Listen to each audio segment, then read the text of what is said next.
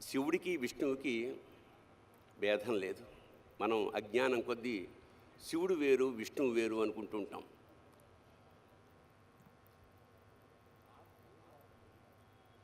శివుడు నిరంతరం ధ్యానం చేసేది విష్ణువుని, అలాగే విష్ణువు యోగ నిద్రలో ఉండి నిరంతరం తలుచుకునేది శివుణ్ణి. అంచేత ఒకే కాయనికి ఉన్న రెండు వైపులా ఉండేదే శివుడు విష్ణువు. ఉదాహరణకి మనం పొద్దున్న లేచి ఆఫీసులకి పనులకి వెళ్తాం. వెళ్ళినప్పుడు మనం డ్రెస్ వేసుకుంటాం, సూట్ వేసుకుంటాం, వాచ్ పెట్టుకుంటాం, ఉంగరాలు పెట్టుకుంటాం. ఆడవాళ్ళైతే నగలు ధరిస్తారు. అలంకరణ అంతే. అలంకరణ ప్రియో విష్ణు, అభిషేక ప్రియో శివ. అలంకరణలో ఉండే విశేషం ఏమిటంటే విష్ణు తత్వం. దాంతో ఆఫీస్కి వెళ్తాం, పనులు చేసుకుంటాం. అదంతా అయిపోయిన తర్వాత సాయంత్రం వచ్చిన తర్వాత మగవాళ్ళు అయితే వెంటనే చొక్కాలు ఇక్కలన్నీ తీసేసి లుంగిలోకి మారుతారు, ఆడవాళ్ళు నైటీలోకి మారుతారు. అంటే శివతత్వం ఎంటర్ అయిందనమాట. ఇక్కడి నుంచి రీఛార్జింగ్ ది బ్యాటరీ అంటే రిలాక్స్ అవుతాం, పడుకుంటాం, పొద్దున్న కల్లా ఎనర్జైజ్ అవుతాం, మళ్ళీ విష్ణుతత్వంలోకి ఎంటర్ అవుతాం. సో పగలల్లా మనకి శక్తినిచ్చేది విష్ణుతత్వం అయితే మనలో బ్యాటరీ ఛార్జ్ చేసేది శివతత్వం. ఇది తెలుసుకోలేక మనం నిరంతరం జీవితాంతం నేను శివతత్వంలోనే ఉంటాను, పడుకుంటా అంటే పెళ్ళాం గెంటేస్తుంది. అలాగే నిరంతరం విష్ణుతత్వంలో ఉండడం అసాధ్యం. అంచేత శివ విష్ణువులు ఒక్కరే. అందుకని ఎంత మోసగాడివయ్యా శివ, నువ్వు ఎంత వేషగాడివయ్యా శివ, ఎంత మోసగాడివయ్యా శివ, నువ్వు ఎంత వేషగాడివయ్యా శివ, నువ్వు ఎంత వేషగాడివయ్యా శివ.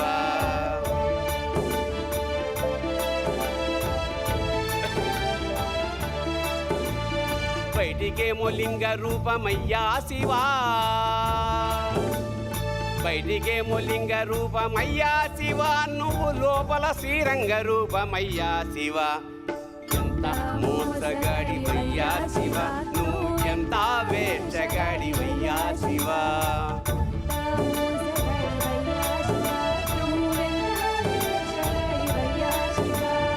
పైన మూడు నామాలేనయ్యా శివా, పైన మూడు నామాలేనయ్యా శివ, నీకు లోన 1000 నామాలంటయ్యా శివ.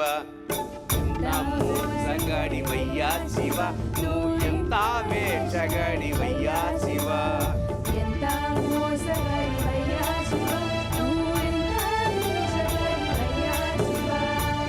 పైనే అభిషేకాలయ్యా శివా, పైనే అభిషేకాలయ్యా శివ, నీకు అలంకారమంట లోపలయ్యా శివ. ఎంత మోసగాడివయ్యా శివ, నువ్వు ఎంత వేషగాడివయ్యా శివ,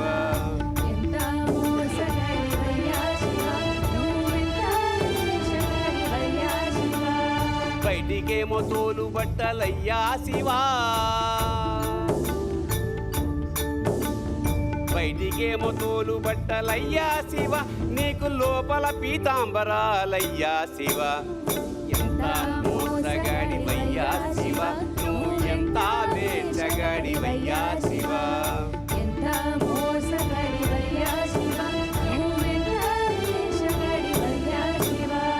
వల్లకాడే వైకుంఠమయ్యా శివా, వల్లకాడే వైకుంఠమయ్యా శివ, నీకు కాలకూటమే అమృతమయ్యా శివ. ఎంత మోసగాడివయ్యా శివ, నువ్వు ఎంత వేషగాడివయ్యా శివ,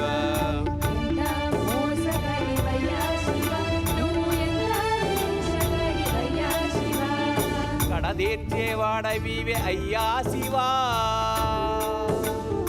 కడదేర్చేవాడవివే అయ్యా శివ, మమ్ము కాపాడేవాడవివే అయ్యా శివ. ఎంత మోసగాడివయ్యా శివ, నువ్వు ఎంత వేషగాడివయ్యా శివ, ఎంత మోసగాడివయ్యా శివ, నువ్వు ఎంత వేషగాడివయ్యా శివ, ఎంత పిచ్చివాడివయ్యా శివ. పిచ్చివాడి వయ్యా శివ నువ్వు ఎంత మంచి ఎంతెంత మంచి ఎంతెంత మంచివాడి వయ్యా శివ.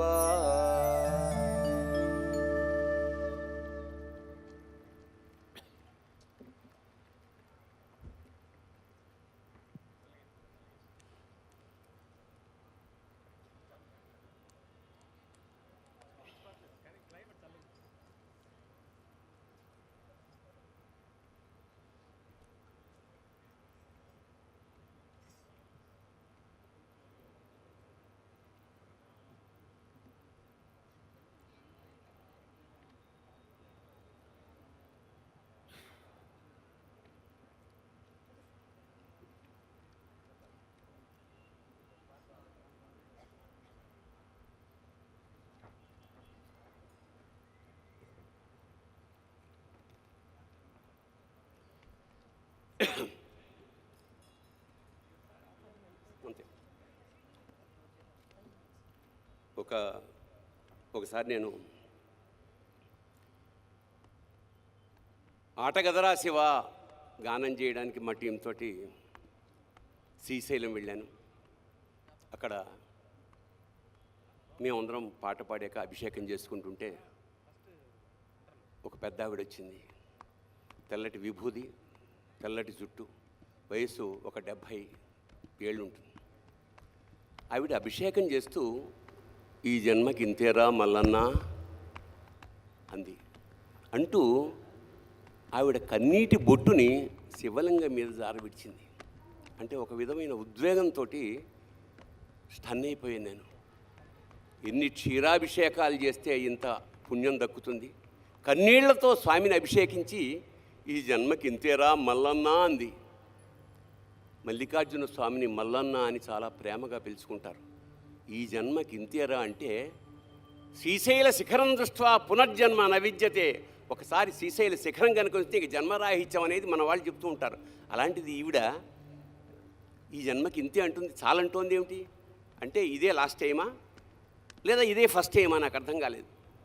అప్పుడు నాలో అప్రయత్నంగా ఈ జన్మకి ఇంతేరా మల్లన్న అన్న వాక్యం రాత్రంతా తిరుగుతోంది. అప్పుడు పుట్టిన పాట ఈ జన్మకి ఇంతేరా మల్లనా, ఈ జన్మకి ఇంతేరా మల్లనా, ఇంకో జన్మ నాకీ మల్లనా, ఈ జన్మకి ఇంతేరా మల్లనా.